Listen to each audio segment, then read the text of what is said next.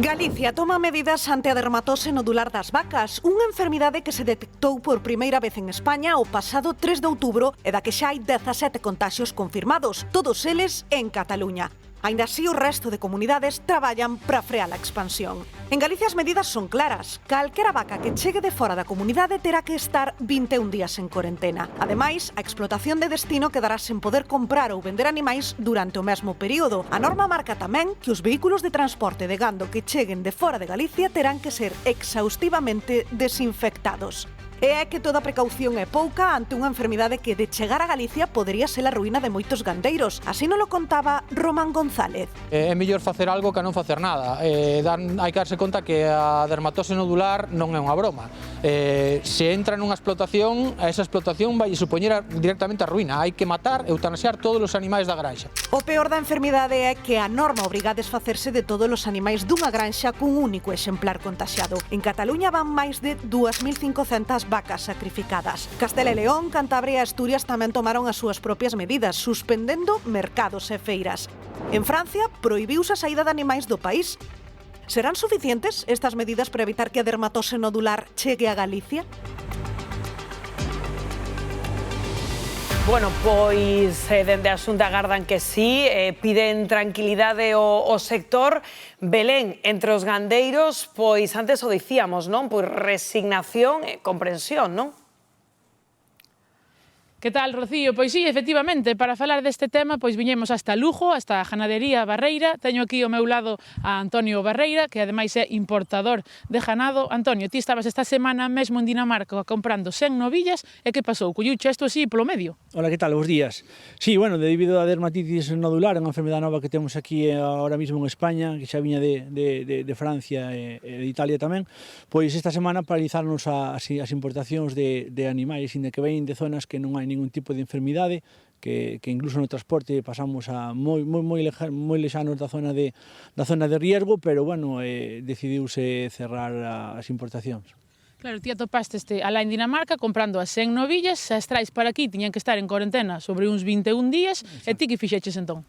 Bueno, pois por ahora temos a selección feita, está todo preparado, o que pasa que estamos ahora mismo esperando novas para poder decidir ou tomar unha decisión se traen ou non. Ahora mismo están paralizadas, sigue estando alá en Dinamarca, cando tiñan pensado vir para aquí? Elas non están paralizadas porque nos países que non estamos traballando están libres desa enfermidade, entonces non hai ningún tipo de problema, neste caso nin orixe, nin neste caso en destino, porque hai que recordar que Galicia non ten tampouco esta enfermidade. O que pasa é que nós, comprometéndonos que a sanidade animal, pois non estamos esperando que se falle e igual posiblemente cancelemos a carga. Porque ademais ti xa querías tamén comprar pois esas vacas en Dinamarca porque é unha zona de Dinamarca na que non existe esta enfermidade. Por que non existe aí ali? Bueno, esta enfermidade ven de África, entonces conócese que chegou a Italia a través das islas e máis tarde pasou a Francia e desde Francia chegou ahora mismo a España.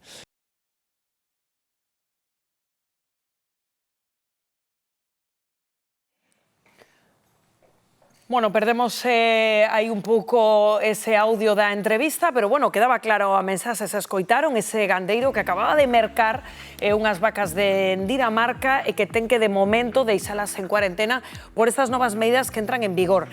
Isto que está ocorrendo está tendo unhas repercusións económicas importantes, non, Bernardo? É que o gando bovino, Rocío, é símbolo do noso rural, pero tamén efectivamente un motor económico. No conxunto de España, o sector do vacún moveu en 2024 preto de 4.600 millóns de euros, cun aumento do 15% con respecto a 2023 e exportou máis de 1.700 millóns en carne. No caso de Galicia, segundo os últimos datos coñecidos, as exportacións galegas de carne de vacún superaron nun ano os 74 millóns de euros. De feito, o ano pasado, a Central Agropecuaria de Galicia, que está en Silleda, bateu récord cunha facturación de case 40 millóns de euros, un 17% máis que en 2023. Os datos son moi bons, pero o sector está en alerta. Galicia, como un dos principais produtores que somos, sabe que calquera brote, calquera gromo, frearía exportacións e poría en risco empregos e investimento no rural. Conscientes de que estas accións, estas medidas son necesarias, a realidade é que teñen custos. Durante a inmovilización das granxas, por exemplo, as explotacións non poden mover, non poden vender gando, o que frea ingresos e incrementa tamén gastos en control sanitario e mantemento. Ademais, limitar a entrada de tenreiros de outros territorios encarece o mercado local e dificulta a reposición do gando. Malia todo, neste caso, previr é a mellor inversión para que o gando galego siga exportando saúde e calidade ao mundo. Seguiremos moi de preto como vai avanzando a situación. Claro, ahora toca ter paciencia. De momento, pues eso, hai países como Marrocos, antes onte o contamos, non, que pecharon ese grifo ás exportacións.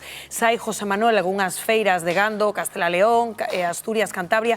Claro, aquí non sei, a Xunta tamén apuntaba que igual habería que ter un pouco de coordinación, non? Vemos como as comunidades van movendo ficha cada unha por a súa banda, non? Sí, efectivamente, unha vez máis, o que temos que estar moi orgullosos, porque Galicia, a través da Xunta, adiántase o resto das comunidades, aplica os métodos lóxicos de prevención, verdad, e de vixiancia, puxose no seu momento, xa fai tempo, xa fai días, co Ministerio da Agricultura, non obtivo resposta, por tanto, toma a iniciativa, sobre todo vendo que non só era Cataluña, sino que xa había algunhas rexións, por exemplo, do sur de Francia, onde estaban a toparse con este problema. A verdade é que un problema complicado, é moi difícil de tratar, os expertos non lo dicen, tratase dun virus, ese virus, además, é moi resistente mesmo ao ambiente, non?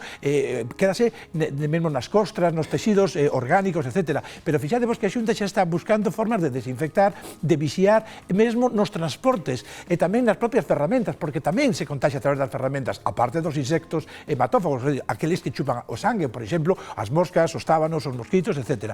Claro, é unha mágoa, é un perigo para todos estes, digamos, gandeiros, que se xogan tantos cartos, porque, claro, este tipo de virus afecta moitísimo. A verdade é que dá moitísima pena, Rocío, ver como perden peso, estos nódulos tan grandes que aparecen mesmo nas ubres, nas patas, como son máis febles, etc. E iso inflúe na productividade, na leite, na lá, porque tamén as ovellas sufren este tipo de virus. Por lo tanto, o que temos é que dar, pregar para que non chegue a Galicia e, sobre todo, felicitar, neste caso, a Consellería de Medio Rural, porque está facendo o que ten que facer unha administración responsable. É que fíxense, porque están vendo as imaxes de como impacta no gando, é que, Patricia, con que unha soa vaca este infectada, es que tes que matar, tens que vaciar, digamos, toda a explotación. É dicir, é normal que se tomen medidas de prevención, porque isto pode ter unhas repercusións tremendas. En Cataluña, aquí ao lado, xa se está tendo, non? Ten que haber de entrada esas medidas barreira, non, que están sendo ademais tan tajantes, porque así teñen que selo, porque senón non se pode frear a expansión do virus. Eu entendo que algo entrará, porque é inevitable, isto non é hermético, entendo que en algún momento deberá tamén haber algunha liña de axudas ou de financiamento para as explotacións que se vexan afectadas. O que hai que deixar claro, Rocío, que isto non afecta aos humanos, nin siquiera ainda que consuman alimentos de animais infectados, non hai ningún tipo de perigo para os humanos, e que esos 21 días sobre os que se está poñendo tanto o foco de aillamento explícanse porque o virus ten un período de incubación de 12. Entón, para estar moi seguros de que eses animais non están enfermos, non están infectados, por eso se establece ese período de 21 días. A verdade é que todo o norte de España está agora mesmo en jaque, hai feiras cancelándose, moitísima preocupación. Bueno, de feito, a ver que pasa aquí en Galicia, Miguel Ángel, porque esta mesma mañá dende Medio Rural nos confirmaban que o luns haberá unha reunión entre a Dirección Xeral de Gandeiría e o sector, e, bueno, pois non descartamos que igual a semana que ven esas medidas inclúan tamén aquí pues que esas feiras de gando poidan ter algunha restricción, non? Veremos. Non podemos perder de vista que unha explotación ordinaria en Galicia non ten menos de 20 exemplares. Cada vaca custa a máis barata 1.000 euros, a máis cara pode pasar de 5.000. Por lo tanto, si calquer gandeiro ten a mala sorte de que entra este virus na súa explotación, pode estar falando da noite para mañán de perdas de 100.000 ou de máis de 100.000 euros e da imposibilidade de producir. É dicir, a carne é certo que non hai risco de contagio, pero xa non se pode comercializar. Tampouco se pode explotar o leite, se queda sin gando na súa explotación e ten serias dificultades de repoñelo, porque primeiro pola cuarentena e logo pola suba de precio, É que como incluso decíamos. na propia cuarentena, Alejandro, están perdendo cartos, aínda que un mal pois que non teñen máis remedio, que tamén nos contaban que están desexando que chegue o frío, porque realmente o frío é o que pode rematar con este tábano, con este mosquito que lles provoca pois esta enfermidade ás vacas, non? Claro, o que pasa é que non se pode confiar todo o tempo. No, claro, hai que facer algo. Por tanto, é absolutamente lóxico e moi habitual no eido da nosa contorna, e máis en España, que se adopten medidas de protección frente a posibles ataques de virus. Pasou con temas tamén de fai moitos anos co tema das vacas locas, bueno, en fin, con certas epidemias que se fan controles para evitar que se disperse, e non somente por un tema económico, por un tema tamén de protección animal, que inda que se saca gando para consumo, non cabe dúbida de que, mentras estén vivos, teñen que ter o mellor trato posible, e, dende logo, evitarlle que haya unha contagio deste tipo é moi importante. Pois seguiremos minuto a minuto, xa saben, pois esta situación.